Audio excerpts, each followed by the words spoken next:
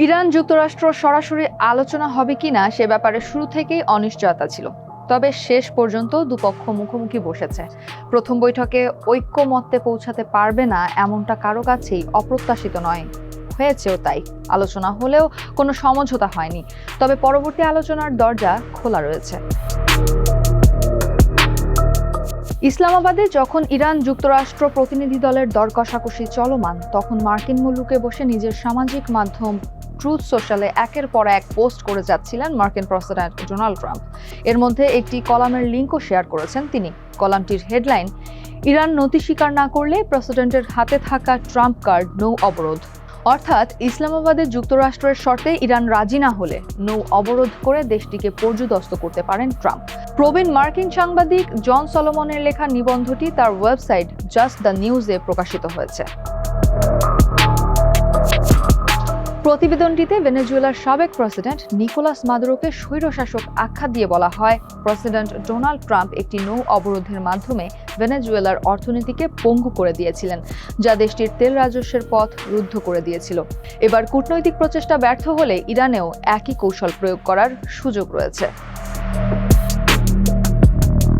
এতে বলা হয়, লেক্সিটন ইনস্টিটিউটের জাতীয় নিরাপত্তা বিশেষজ্ঞ রেবেকা গ্র্যান্ট জাস্ট দ্য নিউজকে বলেছেন, এখন প্রণালী দিয়ে কি আসা যাওয়া করবে আর কি করবে না তার ওপর মার্কিন নৌবাহিনীর পক্ষে সম্পূর্ণ নিয়ন্ত্রণ প্রতিষ্ঠা করা খুবই সহজ।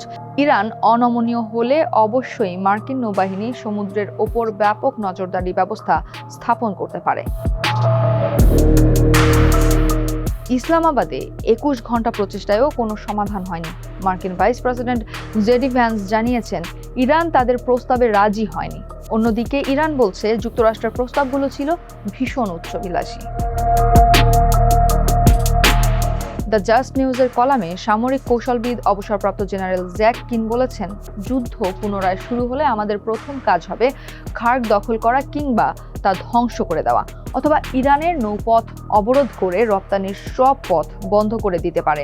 তিনি আরও বলেন, খার্গের অবকাঠামো অক্ষুণ্ণ রেখে এর সরাসরি নিয়ন্ত্রণ নিলে ইরানের তেল ও অর্থনীতির ওপর আমাদের শ্বাসরোধকারী নিয়ন্ত্রণ প্রতিষ্ঠিত হবে।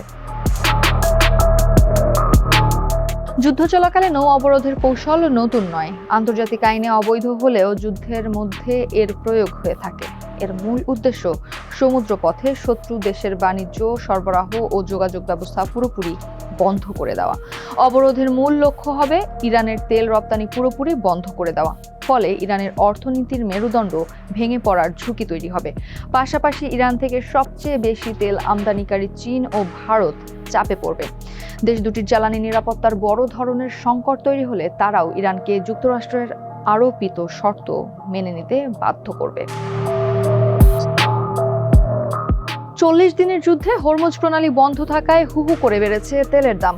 এবার নৌ অবরোধ হলে শুধু চীন ও ভারত নয়, বাংলাদেশ সহ এশিয়ার আরও অনেক দেশে ইরানের তেলের রপ্তানি বন্ধ হয়ে যাবে। এতে হিতে বিপরীত হতে পারে ট্রাম্পের জন্যই। বিশ্বের বিভিন্ন দেশে ইরানের তেল রপ্তানি বন্ধ হলে সেই দেশগুলোর পক্ষ থেকেও চাপে পড়বে ট্রাম্প প্রশাসন। ইরানের যুদ্ধ শুরুর পর নিজ দেশের জনগণের কাছে জনপ্রিয়তা কমেছে ট্রাম্পের।